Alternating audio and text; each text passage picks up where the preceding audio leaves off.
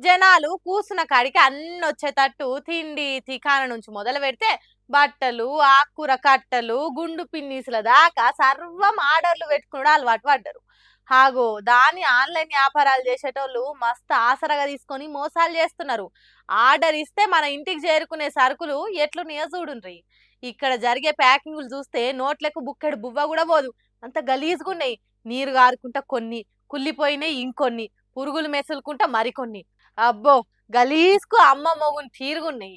వీటినే ఆర్డర్ పెడితే 5 నిమిషాలల్ల ఇంటికి పంపించేది. వీటినే జనాలకు అంటగడుతున్నారు.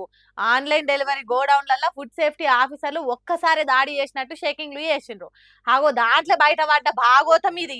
Zepto, Swiggy, Zomato, Blinkit, big basket, Flipkart, Reliance Jio Mart, Amazon, గిమెజాన్ ఏవి వదిలిపెట్టకుండా షెకింగ్‌లు చేస్తే వాళ్ళ ఘనకార్యాలు బయట పడ్డాయి. ఇసొంటి సరుకులకు ఆర్డర్ పెట్టుకునే జనాలు కూడా కొద్దిగా ఆలోచనలు చేయాలి. మన ఇంటి ముంగటికి బండి దోసుకుంటూ వచ్చే కూరగాయలు తీసుకోవాలి.